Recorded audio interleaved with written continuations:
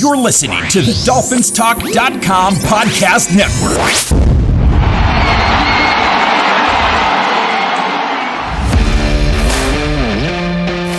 Welcome to Dolphins Talk Weekly, your one-stop audio breakdown of all of this week's Miami Dolphins news. Now, here is your host, Kevin Durr. All right, ladies and gentlemen, Dolphins fans, welcome to another episode of Dolphins Talk Weekly. I am your host, Kevin Dern. You can follow me on Twitter at KevinMD4. You can follow the show on iTunes, Spotify, Spreaker, Podbean, or wherever else you listen to your podcasts. We did it. We are finally here at Draft Week, and I've got my co-host, Evan Morris, along with me for the ride. Evan, say hello to the fans out there. Dolphin fans, what's up? Sorry, we're a little bit cutting it close to the draft. We tried to record last week, and I ruined it with some technical difficulties, so that's my fault. And thanks for having me on again, Kevin. I appreciate it. Yeah, no problem. So tonight's show, we're going to do a new segment called Where Are They Now? Evan's going to lead that for us. We're going to talk about some of the recent news and signings for the Dolphins as we lead up to the draft. And then we're going to walk through a mock draft simulator and kind of give our take on what the Dolphins would do at pick 21. So without further ado, and by the way, it's Tuesday night, busy time of year for me. No whiskey segment tonight, but we will bring that back post-draft. So Evan, why don't you go ahead and kick us off with the Where Are They Now segment? I'd love to. So we'll see if this measures up to the whiskey segment or not.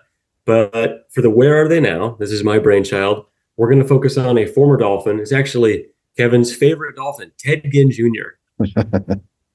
I don't know about that. It's a pretty dubious claim. I figured you'd roll your eyes at me a little bit there. So no, not Kevin's favorite Dolphin. Probably no one's favorite Dolphin, I would say. But still had a great career. So before I get ahead of myself, Ted Ginn Jr. drafted by the Dolphins 9th overall in 2007. And him being picked that high, I think was a surprise to even Ginn. Yeah, after the pick, he said the Dolphins were going to pick Brady Quinn because everyone and their mother thought they were going to. But they elect to go Ginn at 9 and then John Beck in the second round. And Kevin, you can probably tell us how the John Beck experiment went. Well, there's a reason he's coaching quarterbacks now and not still in the league. Yeah, and that's probably all we need to know about John Beck on this show. Yeah, nothing against him. But so Ted Ginn drafted. Everybody booed him when he got drafted, so I feel bad for him there. He spent the 2007, 2008, and 2009 seasons with the Dolphins, never panning out as a receiver, really, because he drafted that high, did kind of a bust. But he was good in the return game, but he was bad enough as a receiver that my dad, when he would watch the games with me, because I was becoming a fan at this time, I was kind of spared the misery of the 2007 season because I was 8 years old. But he was bad enough that my dad said he will become a Dolphins fan when the Dolphins get rid of Ted Ginn Jr., which is kind of brutal, honestly. But they did it going into the 2010 season, almost 14 years ago to the day. We traded him to the Niners. And plot twist, ended up enjoying a 14-year career, totaling 412 receptions for nearly 6,000 yards and 42 total touchdowns, with 7 of those coming from returns, which is pretty impressive. So did good work as a return man, had a great career. And if that isn't enough for Dolphins fans to forgive Ted Ginn Jr., he's actually back in his hometown of Cleveland, Ohio, on his home field, helping coach the Ginn Elite 8 youth football program, ages 8 to 14, giving kids something to do, keeping them busy, keeping them off the streets and out of trouble, and helping coach over there, where his dad is still a high school coach there as well. So Ted Ginn's giving back to the community and doing good after a pretty awesome career, actually, Dolphins time aside. So that is your first Where Are They Now? Awesome. Well, thanks, Evan. So some quick news roundups before we get into the meat of the show, which will be related to the draft. Couple new signings. This one was a big one for me, was Teair Tart coming over from the Houston Texans. Teair Tart had kind of an unceremonious ending to his time in Tennessee. He'd played with the Titans for a number of years, kind of got into a contract dispute, and then they ended up cutting him. He ended up playing a handful of games with the Houston Texans. But how he fits in, he's an undersized nose tackle who's got experience playing anywhere from a 0 technique out to a 2-eye or a head-up 2 technique, which is big for this defense because if you look at what the Ravens have done historically under Mike McDonald and then by proxy Anthony Weaver, they've generally kept a nose tackle on the field rather than two guys who are kind of three technique style players the way Vic Fangio did. Now, Tier Tart, officially listed, is smaller than Christian Wilkins in terms of weight, but very quick off the snap. He's very good at timing centers and when they're going to snap the ball. Has a nice swim move. He's pretty disruptive in the run game. This was a big signing, and to me, a very underrated signing. Drew Rosenhaus's agent has come out and said he actually took less money to come to Miami and had other offers on the table. Hometown kid from FIU. To me, and Evan, share your thoughts here on this, but to me, this kind of removes any need to take and reach for a defensive tackle in round one. I think he's a very smart player, very physical player, albeit undersized for a true nose, but a very smart signing. Evan, your thoughts on Tier Tart? Yeah, you covered it pretty well. I was going to actually ask you later about what that means for the draft, but I think this is a signing that people actually seem to have some expectations for. I think if you compare that to Benito Jones, Jonathan Harris, Neville Gallimore, I think people haven't really had any qualms with them because they've been pretty small contracts. But this one, people expect him to play some snaps and have an impact. So I guess the question I'd ask you before we move on to the rest of the news is, if you had to place him in the pecking order as far as talent goes, where do you put him? Obviously behind Zach Sealer, but among the Benito Joneses and Neville Gallimore, where do you put him kind of in there? Do you think he's the next best guy? Yeah, I would. If I were to bet right now, I would say that him and Zach Sealer take the top snaps as far as like pairing a tandem together. So odds are they're going to be a nickel quite a bit. You have two defensive interior guys. I would imagine Zach Sealer takes the most snaps out of any of the interior guys, but I would imagine, like, in terms of a pairing, Sealer and Tart is probably number one, barring a very high draft pick coming up here in a couple days. Yeah. Okay. Yeah, it makes sense to me. That's all I got on that one. Yeah. And a couple other smaller moves. The Dolphins did shore up some of their offensive line security and brought back veteran tackle Kendall Lamb, who has announced this will be his final season in the pros. He's going to retire after his 10th and final season. I can't even think how many games he started off the top of my head last year. Feels like he almost started like 10 or somewhere near it with all the games that Teron Armstead missed. And then he started a couple games for Austin Jackson down the stretch. So smart signing, very cheap signing. I would say, though, this one to me, if they end up drafting a tackle, I don't know that Kendall Lamb necessarily has a guaranteed roster spot, because I know they really like Keon Smith's development, but I think this is a good hedging of bets here if the board doesn't quite fall their way in terms of tackle, or even if they have a tackle in their plans at all. Smart signing. I didn't think he was all that great last year, but served adequately well. Evan, your thoughts on Kendall Lamb? Yeah, no, thanks, Kevin. I think that's pretty crazy to hear. I hadn't even thought about this. The fact that if Lamb doesn't make the roster, I'd be a little bit bummed, because I do think, at least in spot duty, he was pretty good last year for what his role in the roster was.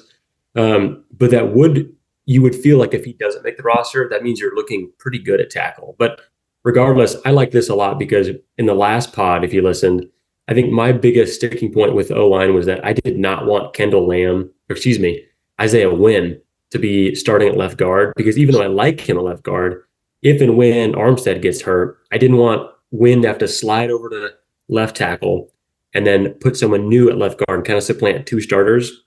Now with Kendall Lamb, even if you have a swing tackle type player like Isaiah Wynn win that left guard spot, I think that works. That's good, because assuming Lamb makes the roster, or a rookie or something, if Armstead goes down on left tackle, you can just slot someone in a 1-for-1 form instead of sliding Wynn over from left guard and supplanting two starters. So that's my biggest takeaway from that one. I really like it. And it's cheap. I agree with not having to rejigger your whole offensive line, but Isaiah Wynn was pretty damn good at left guard until he got hurt. So I think there might be more onus on him being a starter than maybe a lot of fans think. Other news, I guess non-news, the Dolphins still have an offer out there to Odell Beckham Jr. I know that they had some interest in, I'm going to butcher this name, Equanimous St. Brown, who I believe signed with New Orleans shortly after our last podcast episode. So that third kind of receiver role still open as we head into the draft. Will be very interesting to see what happens if they don't pick up a receiver in the draft. Do they circle back to Odell Beckham Jr.? Do they look at Tyler Boyd, who's more of a true slot option? And if they do look at those, do they wait until after June 1st when the money from Xavier Howard's release kicks in? But right now, no news. And then Evan, you put this one on the sort of the shot sheet for the show. So I'm going to let you take it, but Tua Tagovailoa, new throwing motion, question mark? Yeah, well, let me start by saying your pronunciation of, well, now I'm going to have to say it, Equanimous St. Brown. Very impressed. Yeah. You did that just first take, so that was great. But yeah, this was out, I want to say about a week and a half to 2 weeks ago. Tua's quarterback coach, not his personal trainer, but his quarterback coach, I think, posted some videos of his throwing motion and stuff. So it's not a huge news point, but it looks like they're changing his release, his rotation in the motion. And a lot of people on Twitter are speculating that might generate some more power because a lot of teams. Go ahead. Okay. So I've been living under a rock called Amazon Web Services for the last month. Project I've got going on there. Is this Tom House posting this or is this John Beck? Because I know he's working with like 3D QB and both of those guys are a part of it. And I remember he said it is like luau event that he's been mostly working with John Beck. But I have not seen this. I have not seen the videos. So elaborate for me on this. At the risk of getting it wrong, because it's been a few weeks now, I don't know who posted it anymore between the two of them. I just know that it looked like a specific QB coach. And the big talking point was that the actual throwing motion looked different, where the release point with the ball and as he was coming through that he had it up above his ear as opposed to like a lower release point kind of down by his jawline. So everyone was saying, hey, he's going to get more power in his throwing motion. He's going to have some more zip on the ball because as we well know, a lot of the Tua naysayers, when they're talking about negatives to his game, aside from some of the kind of shoulders up type stuff, like field general, reading pre-snap, stuff like that without motion, they talk about his arm strength. So maybe this is something that they're working on. Don't want to speculate too much on it, but it's something to maybe keep an eye out as we start getting more details from minicamp and videos and stuff as we get later into the offseason. Gotcha. Okay. Well, I would like to first ask, are you calling me a Tua naysayer backhandedly there? That wasn't directed at you, but as the longer you have me on the show and people listen, I think they'll realize that between the two of us, I sit more firmly in the pro Tua camp. And you're not anti-Tua. I just know that you previously were more of a doubter. I support them signing him to a long-term deal. I think he deserves it. I just have some reservations with all the things that go with it. That's where I sit. I'm not going to argue with it too much. I just, what if we've had Brady Quinn? Well, we did, and we almost did. We did have John Beck, back to the Ted Ginn Jr. segment. We had Jake Keller. We had Brock Osweiler. I'm just saying we could do a lot worse. Let's not relive the list. All right. That's my secret weapon. When you start disagreeing, I'm just going to start throwing traumatic names from Dolphins history, and it'll make you stop. No, don't do that. So that's it for the Tua emotion and the Tua discussion for today. Probably that is it as far as I think the news cycle. One more very small signing. Miami did sign, I guess you would call him more of a special teams player than anything else. Cam Brown, a free agent from the New York Giants, played at Penn State in college. Long, lean linebacker, 6'5", 235. I think this is in a direct correlation to the new kickoff rules because he's pretty athletic. He's got some length to him. I don't know that you would ever consider him like a threat to crack like the edge defender rotation. I don't think there's much there. But an interesting signing because I wonder what this means for someone like Channing Tindall or Cameron Good, who's coming off the patella injury, who was more of a special teams guy. This might be like an attempt at upgrading or a bet hedge at minimum on Cameron Good and Channing Tindall. So that's the last bit of news we have there. Now, moving in, kind of setting up the tee and, for the whole draft here. So on our last episode, we'll recap it quickly. We went through each position room by room, and kind of came in with was it a net positive, a net neutral, or a net negative personnel upgrade from 2023 Miami Dolphins season. And correct me if I'm wrong, we sort of had the net negatives were O-line, because they haven't yet found a replacement for Robert Hunt. Right. I think both edge and defensive tackle were kind of net negatives, but this was before we signed Tier Tart. So I think it's inching a little more towards neutral, but still a negative, because that's a pretty big void with Christian Wilkins. And looking like positive indications so far from Jaylen Phillips and Bradley Chubb in their recoveries. But yeah, so far still negative. And then we talked about safety, because you had lost both Deshaun Elliott and Brandon Jones. So far, they've only added Jordan Poyer. We won't go through the full list, but they've had I think 4 or 5 different safeties come on top 30 visits. And from what I've been able to track, which is about half the 30 visits, that's the most out of any position that's come through there. So I think that's something that they're very interested in improving upon. But as of right now, Jordan Poyer's the only addition. And then, as we mentioned before, sort of that third wide receiver position, the room as a whole is pretty much the same last year minus Cedric Wilson. I think there's a pretty easy opportunity for them to upgrade that spot. Evan, are we missing anything from the net negative, net neutral, net positive discussion from last episode? No, nothing that I'm seeing. You kind of covered it. I think, the biggest thing is the domino effect of Tart signing. And if, that makes defensive tackle a lot less of a priority, which I think it does. And especially lately too, people like Byron Murphy II, his value has skyrocketed in mock drafts. And conversely, Johnny Newton, his value has totally fallen off a cliff. I think he's going early second in some mocks we've seen. So D-tackle organically was going to be less of an option, I think, but especially now with Tart, that is probably looking less likely. So, yeah. And I will plug this for any Dolphins fan who hasn't seen it. If you follow Chris Kaufman, who's part of the 3 yards per carry group, had a tremendous thread about kind of some of the journalist types that put together their mock drafts like the week of the draft. So you're talking about your Bob McGinn, your Jeff Legwold, your Peter Schrager, Benjamin Albright, those types of guys who talk with coaches and executives. Chris had a great thread on his X account or Twitter, whatever we're calling it these days, which is his handle. It's still Twitter. Yeah, his handle is @CKParrot. Basically saying now most of these mock drafts are projecting 4 quarterbacks to go. Miami picks at 21. So essentially, you've got 17 players, and Chris Grier kind of intimated this before in his pre-draft presser.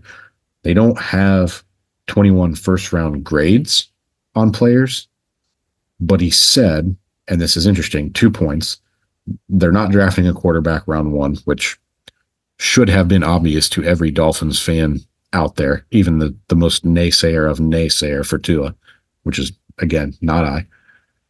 And he said that he thought 1 or 2 of the players they did have a first-round grade on would be there, which I think implies, if I'm doing the math correctly, they have somewhere between 16 and 19 players with a first-round grade, or 17 and 19 with a first-round grade. So it'll be very interesting to see how that board falls. But overall point here is, if you haven't read that thread, go through and read it. And I think essentially the main point is, if you factor in the 4 quarterbacks going, which would be Caleb Williams, Drake May, Jaden Daniels, and JJ McCarthy, most commonly there's 17 players that go between pick 1 and 21 that aren't the 4 quarterbacks. And let me see if I can remember this off the top of my head, but it's 3 receivers. So Marvin Harrison Jr., Rome Odunze, Malik Neighbors. You have Brock Bowers at tight end. A lot of offensive linemen. So you've got Joe Alt, Olaf Ashanu, Talise Faga, J.C. Latham, Troy Fatanu, Amarius Mims. You have Byron Murphy II, which Evan just alluded to. His draft stock has kind of risen in these mock drafts over the past couple weeks. You've got a number of edge defenders in Dallas Turner, Leatu Latu, Jared Verse, Chop Robinson. And then I think, if I remember right, am I at 15 here? 14 or 15? 2 corners, Terrion Arnold and Quinyon Mitchell were the last 2 guys on that list. So odds are someone from that list ought to be available at pick 21 for the Dolphins. And that's what we're going to dive into next after we take a short break, and we'll go through our mock draft together. Stay tuned. DolphinsTalk.com is your one stop for all things Miami Dolphins.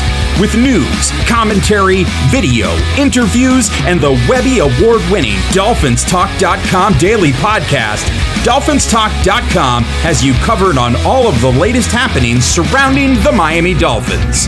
Whether it's training camp, the draft, free agency, or the current Miami Dolphins season, DolphinsTalk.com has it covered. Be sure to follow us on Twitter @DolphinsTalk and to visit the website, DolphinsTalk.com, each and every day. That's DolphinsTalk.com. All right, folks, we are back after a short break. Myself, Kevin Dern, and Evan Morris, my co-host, talking Miami Dolphins and what they will do Thursday night for the first round of the NFL draft. And to do this, we thought it would be pretty cool. We've seen this on other shows, and we wanted to do it ourselves, is to kind of game through a mock draft scenario. So Evan and I are going to alternate picks. I will handle the odd-numbered selections. Evan will handle the even-numbered selections. To make this easy, because we're doing it on the fly, no trades. And then he will have the honor to select at pick 21 for the Miami Dolphins. So actually, you're doing odds, I'm doing evens. I can't even. I was going to say, 21 is an even number. Yeah. Yeah, it's been a long day already for myself. So he will do the odds, I will do the evens. We'll both talk about what we would do for the Dolphins, but Evan gets to turn in the card, so they say. And then we will close off the show for tonight. So, Evan, Chicago Bears, first pick. You are on the clock, my friend. Who we taking? I should have had this down ready to go. Yeah. It just isn't quite as satisfying. All right. Yeah, this one's a no-brainer. Probably no analysis required. The Bears will be taking Caleb Williams first overall with trying to restart the franchise quarterback process over there. Yep. So Washington at number 2. I feel like could go any number of ways, but I feel like they've got to go with a quarterback at this point. I'll mix it up slightly and go Jaden Daniels from LSU, but I feel like it's either Daniels or May. It's one of those two, right? Yeah, I agree. I probably would have expected Daniels there. I mean, we'll see what happens Thursday. But then the Patriots here, yeah, similarly, they've got to go quarterback. So with Williams and Daniels gone by default, Drake May's the consensus number. Well, there's 3 quarterbacks that are consensus in that first tier, so they're going to take whoever's, I think, the leftover there. In this case, it's Drake May gone at number 3 for the Patriots. Yeah. So I think in all actuality, Arizona is basically open for business. Monty Ossenford, their GM, working the phones. For our scenario, no trade occurs. So I think this is a chalk pick. They've already recommitted to Kyler Murray. I'm going Marvin Harrison Jr., receiver from Ohio State here at number 4. Okay, first non-QB off the board there. For the Chargers, they need help. Wide receiver, cornerback, edge. Excuse me, that's the Cardinals.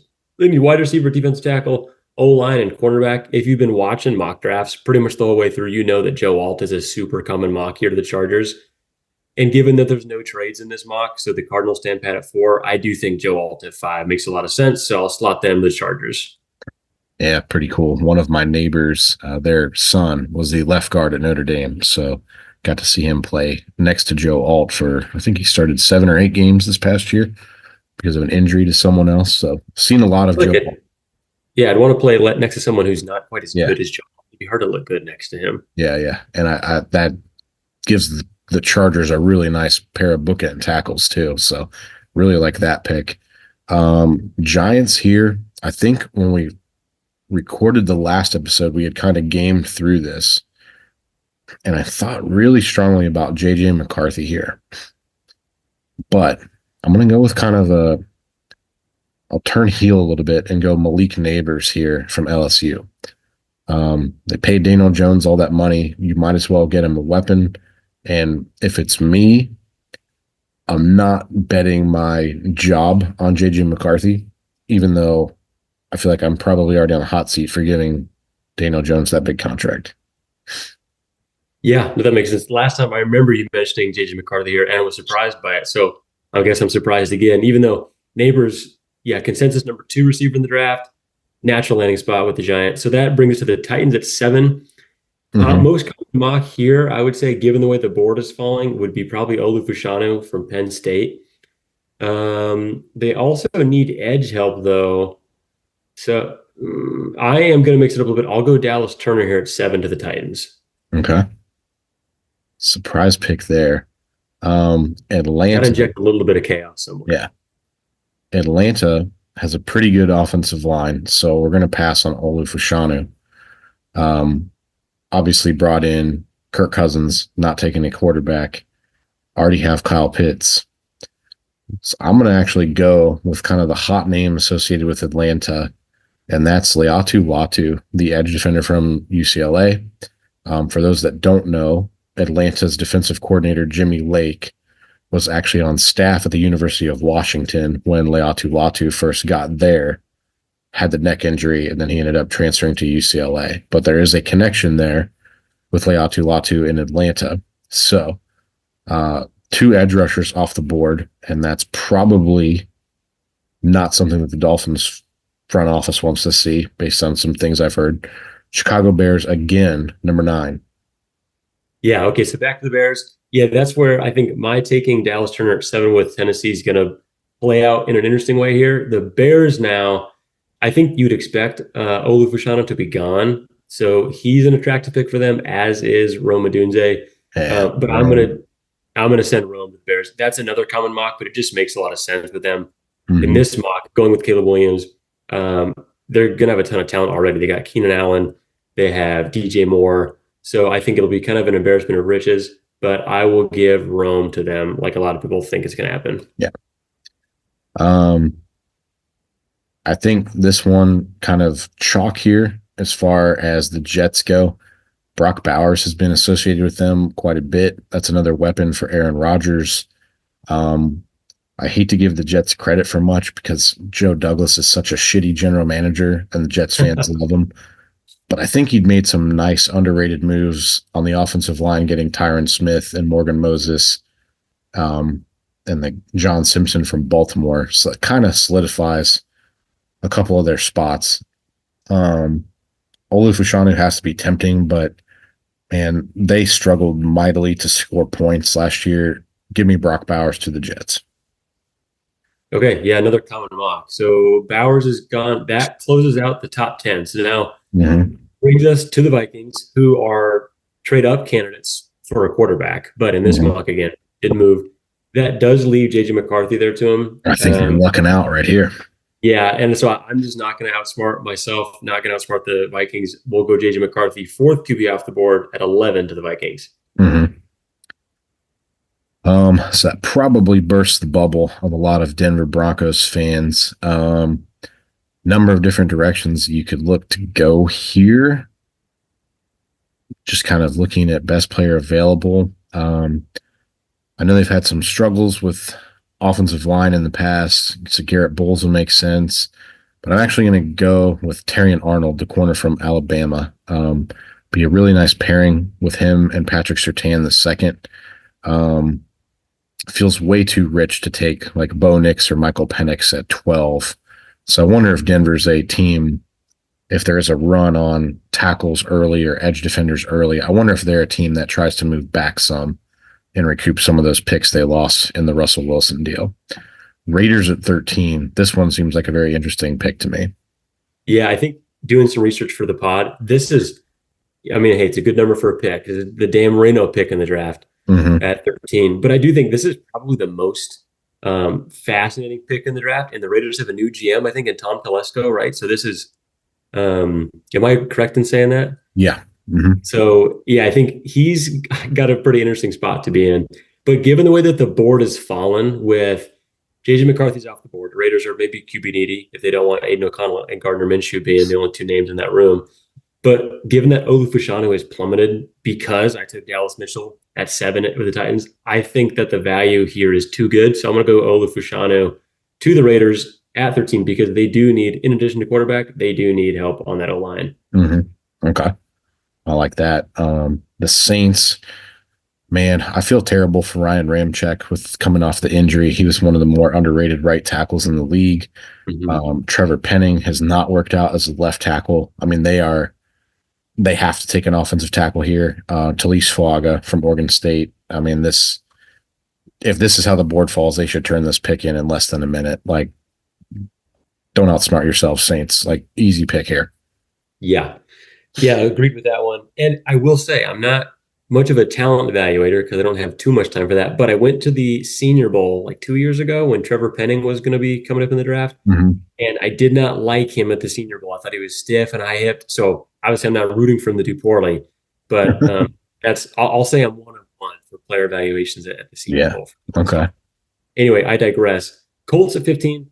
The way the board fell, this one's pretty easy to me too. I'm going to go Quinyon Mitchell at Toledo. He and Terrion Arnold are probably the two consensus top two cornerbacks. And he's a really athletic, toolsy prospect. So it kind of fits with what the Colts tend to look for in prospects as well. So Quinyon Mitchell at 15.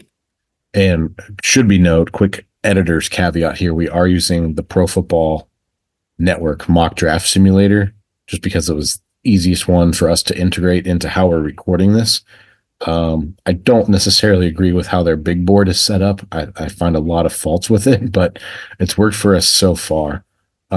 Seattle on the clock. Have a little bit of inside intel on this one. Troy Fautanu from Washington is going to be my pick here. I can't think of his name, but Washington's offensive coordinator, so Troy Fautanu's most recent offensive coordinator, moved from the college ranks to the pros. He is now the Seahawks offensive coordinator. I won't say who spilled the tea on this one, but I feel like this one, out of all the picks that I have made for the even-numbered teams, if I was going to say mark it down, this is the pick. If Troy Fautanu's on the board, I feel pretty confident Seattle will select him. Yeah, this one will make Dolphins fans sad. I think it's probably unrealistic to expect Fautanu to be on the board at 21, but I know he's a fan favorite for Kyle Krabs and a lot of other Dolphins fans. So good player. Yeah, absolutely. So that'll be a bummer to see him go. But that brings us to 17 with the Jags. I'm watching pretty conspicuously. Byron Murphy is falling right now. So I think he could be a candidate just based on best player available. But the Jags need cornerback and edge help. Given that the top two corners are gone, I really, really like Jared Verse as a player. So given that we haven't had an edge taken since I took Dallas Turner at 7, I'm going to go with Jared Verse to the Jags. We had Latu at 8. Oh, excuse me. We've had a gap. Third edge off the board is Jared Verse. Yeah. Breaking Dolphins front office hearts left and right, Evan. Cincinnati's kind of odd. They pretty traditionally under Duke Tobin have had pretty good success drafting. They've kind of zigged in when everyone else is zagging in recent years. Miles Murphy was a pick last year when everyone thought they would take a tight end. They're going to keep the Murphy namesake here and take Byron Murphy, the defensive tackle from Texas. They had some losses. They lost DJ Reader. They brought in Sheldon Rankins. BJ Hill's been a nice player, but they're getting to the point now where you're going to have to pay big money for Jamar Chase. T. Higgins has already been unhappy with his contract situation. If I remember correctly, BJ Hill is a free agent next year, and there's not a lot of proven depth behind him. I think Zach Carter's the only other guy. So investing in a young defensive tackle right here for the Bengals and Byron Murphy makes sense. Yeah, okay. So that stops his fall because, again, lately he's been rising up draft boards pretty quick. So Rams at 19, at least from my research, they need edge, DT, cornerback, offensive tackle. So really the way the board is, they could go a lot of different directions. We've got Amarius Mims, J.C. Latham on the board, and Johnny Newton, Sean Robinson. Peter Schrager, who's very good friends with Sean McVay, has come out and said if they stay in their first-round pick, it's going to be an offensive player. So a lot of intrigue here with the Rams pick at 19. Absolutely. Given that they need edge help, I want to give Chop Robbins to them, but I do think that might be a little bit rich at 19.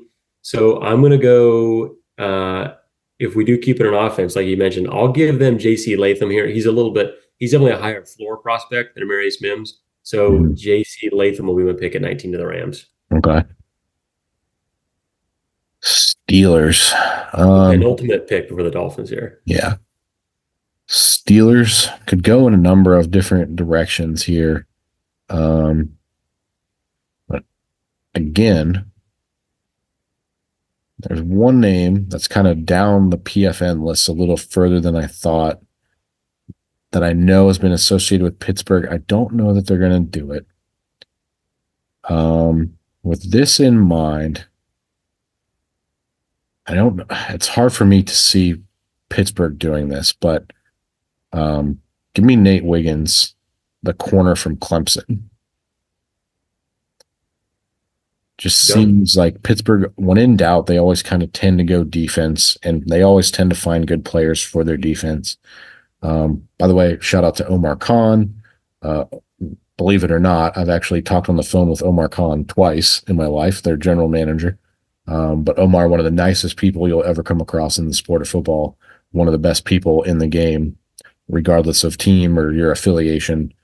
Omar is a superhuman being. So shout out to you, Omar. Nice. 21. Yeah, so we're on the clock. So again, if I had the soundbite, I'd play it right now. I'm going to say the board fell pretty weird, and I think I started that when I took Dallas Turner to the Titans. So whether that's a good exercise or bad, I don't know. But I can tell it was weird because I made you pause on pick 20. I don't like what the Dolphins are sitting on right now at 21. I think having Katanu, Verse, and Byron Murphy go back to back to back within 5 picks of the Dolphins really stings. So if I'm the Dolphins and I'm staying, I would say like I might be open for business here to move back a little ways. I'm not sure who would, because so scroll real slow because I see 1, 2, 3, 4 names that are still on the board within PFN. And again, this is PFN's rankings. 4 names within their rankings in the top 32. 5 actually that I think Miami has legitimate interest in based on some things I've heard. There's 3 of those 5 are names that I kind of expected to be on the board at 21, and they still are. So I'm very curious. I'll let you make the official pick. Yeah. And then I'll state what I would do. Okay. All right. I'll do it. And with the disclaimer that I think, given especially what you said, this might be a trade back candidate, because if you can move back, if they got, 3 names they like here and they can move back 2 spots, if the Vikings come up for some reason, I guess they would do that. But for simplicity's sake, and because he is kind of a man crush candidate for me this year, it feels almost too easy because he feels such an easy need for you. But I really like Graham Barton out of Duke, so he is my pick at 21 for the Dolphins. Ooh, you curveballed me. Okay, so. And they play him at guard. I think, they're not going to move. Yeah. Well, I'm blanking on his name, our new center right now. Aaron Brewer. Yeah, they're not going to move Aaron Brewer from center to guard because I think maybe because of his size within the scheme. So I think Barton fills a need for you at one of the guard spots, and he's just a really polished prospect. So that's my pick. Sure. Okay. So kind of based on some intel that I've got, there's the 3 names that I expected to be there. You actually took the third of the 3, Graham Barton. I think if the board fell this way, which we'll just kind of read through some of these names that are still on there. The 5 names that I had were Amarius Mims, the tackle from Georgia, Brian Thomas, the LSU receiver, Chop Robinson, the edge defender from Penn State, Graham Barton, who you took, and then the wild card is Xavier Worthy, the receiver from Texas. Now, if you were to put a gun to my head and say out of those 5, if they were all available, which one would Chris Grier pick? Amarius Mims would be the guy that I would bet on. Wow. If it was up to me and that same scenario played out, I would probably choose Graham Barton as well, with the idea that you could play him at guard and then eventually kick him out to left tackle when Teron Armstead is most likely retired after this season. Sure. I don't know that he could do it at the NFL. He kind of reminds me of David Bakhtiari from the Packers. Who I don't remember if he's found a new home yet or not. But if that scenario played out, I would bet my money that Amarius Mims becomes a Dolphin on Thursday night. Okay, so we'll move past Miami. It is now my pick with Philly. Let's see. Philadelphia. Oh, I see. Cooper DeJean from Iowa, safety. That's a perfect Fangio fit. I don't know that Howie Roseman would do that and give Vic Fangio like his guy right off the bat. Obviously, last year, Chris Grier tried that, and Cam Smith had some off-field issues, and then Fangio basically hated his guts. But we'll try it again here. Vikings, 23.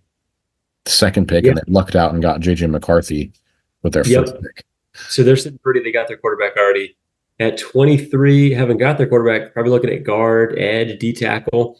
I kind of want to do, I want to give them Johnny Newton, but he has been falling in mock so much that I'm a little bit gun shy about it. So let's do Chop Robinson here instead at 23. Okay.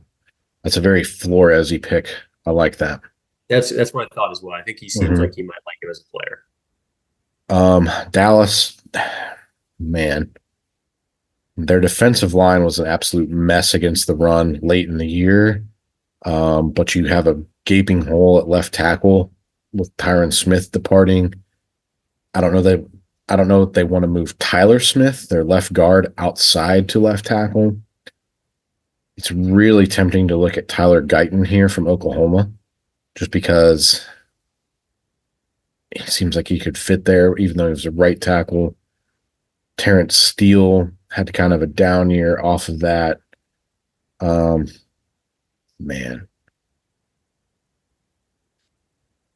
Yeah, I would say there's no trades coming to save you. Yeah, I know. They've got Mike Zimmer in as the defensive coordinator now, so I think things will be a little bit more clearly structured. I was very tempted with Johnny Newton. Give me Tyler Guyton, the tackle from Oklahoma, to Dallas. Okay, with Guyton to Dallas, he was going to be my pick at 25 to the Packers. So I'm just going to flip-flop what you were going to do. I'm going to give the Packers Johnny Newton at pick 25. Tampa Bay at 26. Man, they lost Shaquille Barrett to us in free agency. This is one of the problems I have a big disagreement with Pro Football Network's big board here. Give me Darius Robinson, the edge from Missouri, because he can play kind of multiple positions. Todd Bowles' defense is a very hybrid system. I think Darius Robinson's going round 1. So I'll put him there to Tampa at 26. Yeah, they had him at 39 overall on the big board, which I too think is too low. So to the Cardinals now at pick 27, they've got Marvin Harrison Jr. from pick 4. So they got their wide receiver. That leaves cornerback, edge, maybe interior offensive line for them. I'll go Kool-Aid McKinstry. Awesome name, obviously. I think when we think of Kool-Aid, we picture red Kool-Aid, and so it just makes sense for him to go to a team that's primarily red. Yeah. That's my expert analysis. So Kool-Aid McKinstry goes at 27 to the Cardinals. Okay. Let's see. Buffalo, 28. 5 picks left. I mean, this one feels kind of like a slam dunk at receiver. I'll shake it up a little bit. I'm going to go Keon Coleman from Florida State. That is a shakeup for the Bills. Big body, target, can get downfield for Josh Allen. That feels like a very Buffalo pick. Yeah, all right. I think receiver makes a lot of sense there for them, especially after losing, not losing, but sending Stephon Diggs over to the Texans. So this leaves us with the Lions at 29. And given that Kool-Aid McKinstry just went, I guess Amarius Mims is falling a little bit. The Lions don't have a need at offensive tackle. I think I'm going to give them – let's go Brian Thomas Jr. at 29. Okay. Ravens. This feels like a very Ravens pick now, especially since they lost John Simpson. Give me Jackson Powers Johnson. to come in and play guard. I buy that. So then second to last pick in the first round, just about home free. So Niners at 31, needing cornerback, O-line, wide receiver here primarily in the first round. Man, who we got left up here? I'm not as familiar with the end of the first round once you get back that far past 21. Yeah, let's go. Looks past him. Yeah. I'm going to go ahead. I mean, they could use wide receiver help. So I don't know how he fits in their scheme.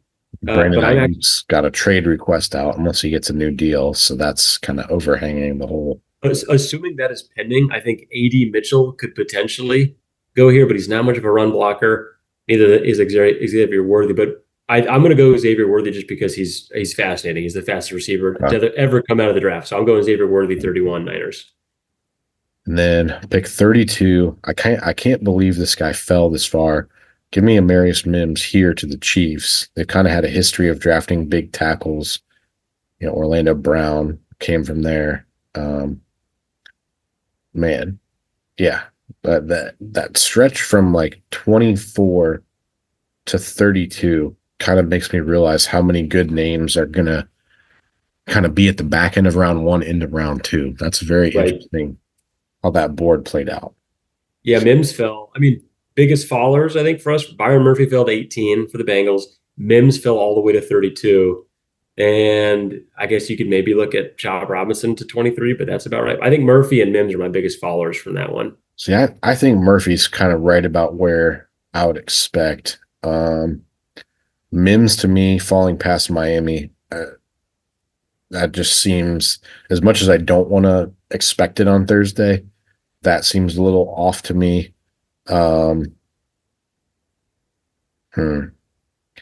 Biggest faller. Yeah, I don't know. Or biggest riser. I mean, Dallas Turner went early, so maybe Dallas Turner going real early was good. I think Ola Fashanu might fall a little further. Mm-hmm. And then probably the risk one was Cooper DeJean that I took to Philly at 22. It's a perfect fit for a Fangio system, but that whole Fangio demeanor and kind of getting along, playing nice in the sandbox is something he's going to have to adapt to, especially with Howie Roseman there. Sure. And that's kind of an odd situation because of the report that just came out that they actually tried to set up a meeting with Bill Belichick, even though Nick Sirianni is still the head coach. Oh, so interesting. Some odd stuff going on in Philly, but Howie Roseman always tends to get them, into the playoffs. So, Yep. Yeah. Well, last question I'd ask you before you bring us home after the mock draft is, if the Dolphins do take Mims at 21, we'll probably get into this later if they do take him, obviously. But what would your gut reaction be if you had to give me a 30-second spiel? Because he's an interesting prospect. He's huge, he's talented, he's athletic, but he's got injury problems, and he's a very low-volume snap taker from college. What would your take be if we ended up snagging him at 21? Yeah, so I used to work for Anthony Munoz, greatest offensive lineman to ever play. Most people forget he only played 16 college football games because of knee injuries at USC.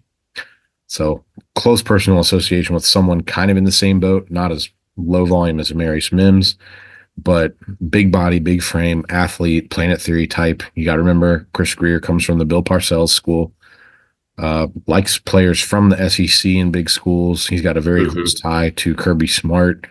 And then the thing I see about kind of bandied about all over Twitter and wherever by Dolphins fans is, well, whoever our first 2 picks are, they got to contribute right away. And if you draft Amarius Mims, he's going to be a backup. Let's think about that for a second. Look at how many games Teron Armstead has missed. Look at Kendall Lamb's injury history. Kendall Lamb might not even make the roster if you draft Amarius Mims right there.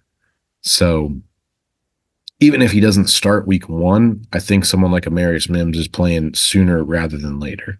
Right. The Dolphins. So it would not be my first choice, but I would understand it. Couldn't tell you if it's going to pan out or not. Yeah. All right. No, that's good. That's good perspective on Anthony Munoz as well. So, all right. That is all I got for the mock draft. All right. So round 1 of our mock draft completed. That is going to do it for our episode this week. Thank you guys for tuning into Dolphins Talk Weekly. He is Evan Morris. I am Kevin Dern. You can follow the show on iTunes, Spotify, Spreaker, Podbean, wherever else you listen. I think our plan will be to try and do a draft and undrafted free agency recap show within the next week or two after the draft. And then we'll dive into some of the other free agent happenings once we get a little bit further into the offseason. Evan, any last words before we close the show tonight? No, just find me on Twitter at EvanMorris72 if you want to follow me on there. And otherwise, good luck to the Fins in Detroit later this week. Yep. So thank you guys for listening. Enjoy the draft weekend. Don't get too crazy. Don't break your cell phone like I did when Brady Quinn didn't get picked. Stay safe, stay healthy, stay happy. Fins up. And forgive Ted Ginn Jr. Fins up. See ya.